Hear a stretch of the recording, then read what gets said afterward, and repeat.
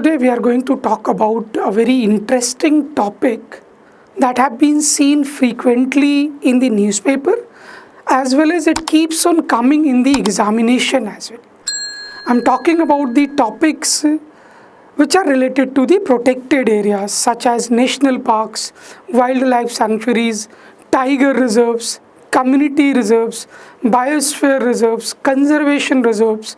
These topics have been asked every now and then in different examinations, including civil services examinations. So, we are going to start a series based on these topics. Today, I shall not be talking about all those important national parks, all the wildlife sanctuaries that were in the news. Rather, today I am going to give you an idea how these protected areas and their idea came into existence and what exactly are the differences between these terms, how these protected areas are different from one another.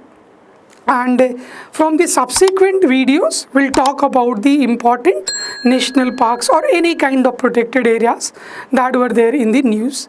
But we'll not only focus on the protected areas, we'll also try and understand that how exactly we should read about them, how exactly we should understand about them, so that it becomes easier for us to remember the facts pertaining to these protected areas. So today, without further ado, let's begin with the idea of these protected areas.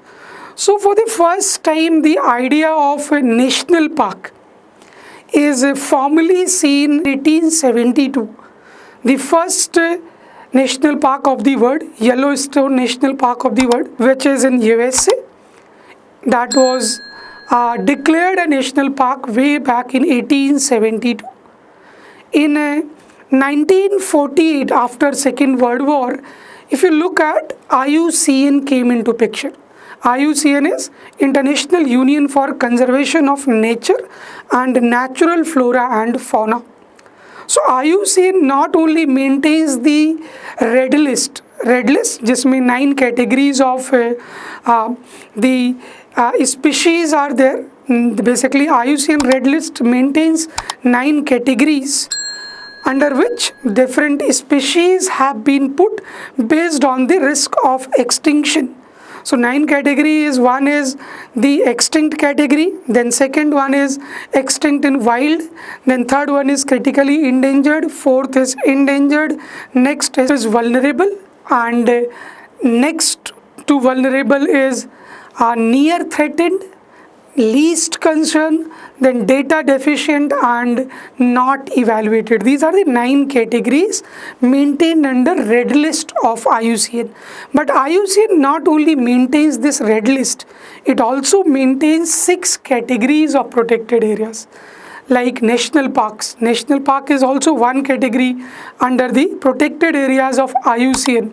You must have heard of something called as wilderness area, then natural monuments. So there are 6 such categories, not that important, but yes, you should know that protected areas are also maintained under IUCN and there are 6 in number.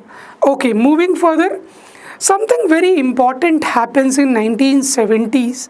In 1971, UNESCO's MAB program was launched. MAB is Man and Biosphere Reserve Program of UNESCO. Was launched in 1971-72. And under this MAB, biosphere reserves across the world were declared. So, but something very important happened in India in 1972. Indian Parliament enacted Wildlife Protection Act. And these protected areas, the most of the protected areas, not all, but most of the protected areas that we know of today, they are declared under the Wildlife Protection Act of 1972 in India. So there are 6 in number of protected areas in India under Wildlife Protection Act. This was a question also in UPSC. So what are those protected areas that are declared under Wildlife Protection Act of 1972? One is national parks, One is tiger reserves, then wildlife sanctuaries, then conservation reserves, community reserves. There is one more called marine protected areas. The last three, marine protected areas, conservation reserves, and the community reserves, they were added into Wildlife Protection Act via an amendment in 2002. But today, these six are the protected areas that are declared under Wildlife Protection Act of 1972. So, National Park has the highest degree of protection. So, basically, most of the human activities are prohibited, are not allowed in national parks. The activities which are allowed pertains to educational purposes, pertains to some scientific research development. Otherwise, majority of the human activities are not allowed in the national parks. Then wildlife sanctuaries are the natural habitats of the wildlife, and they are created keeping in mind the protection of a particular species. Certain degree of protection is there. Compared to national park, it has lesser degree of protection. So certain human activities such as grazing is allowed, collection of minor forest produce is allowed. So it has some leniency with respect to the certain human activities. Obviously, they should not destroy the biodiversity of that area. So then community reserves. Community reserves are the again protected areas declared under Wildlife Protection Act, but they are owned by some private individual or some private community. And conservation reserves are again similar to community reserves, but they are owned by the government. So that is the difference between these two.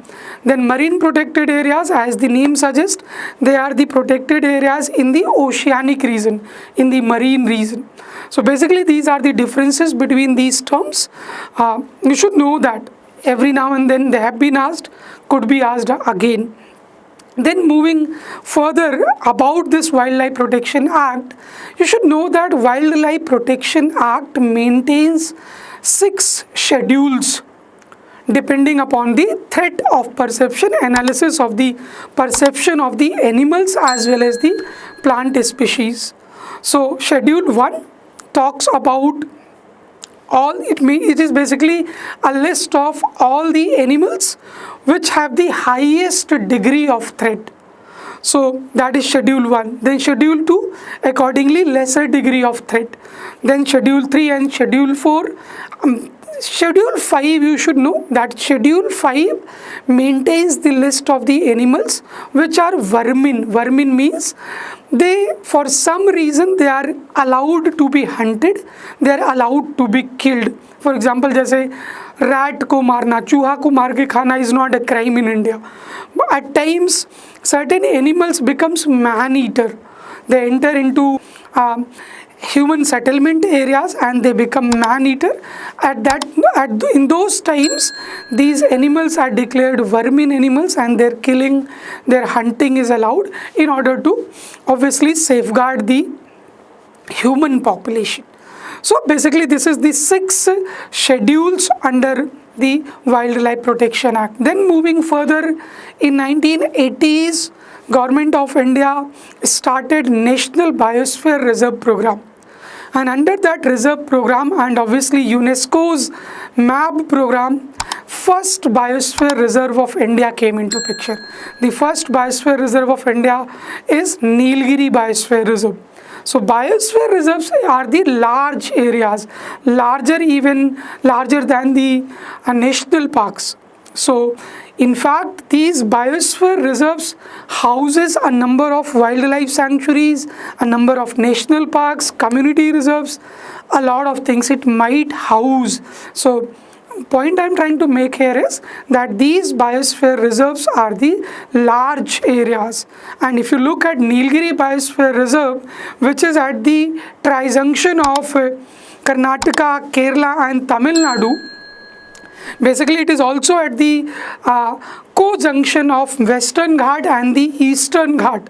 Is a big area. It is a big biosphere reserve, and it houses a number of national parks, a number of wildlife sanctuaries. I am expecting that put in the comment section ki what are the important national parks and the wildlife sanctuaries that are part of this Nilgiri Biosphere Reserve. Anyway, moving further, the first national park of India was declared in 1936, way back when this 1972 Act was declared. So in 1936, Halley National Park. Today it is known as Jim Corbett National Park, that was declared way back during the colonial time period. So basically, these are the developments that have happened with respect to the national parks and the biosphere reserves. These are the facts that you should know. There are certain other facts that will come up when we'll have the discussions with respect to the individual national parks, the wildlife sanctuaries in detail, and keeping in mind the requirements of the prelims examination, especially of 2026. So thank you for being with us. If you're liking our initiative, share with your friends, click on the like button and subscribe to our channel. Thank you so much.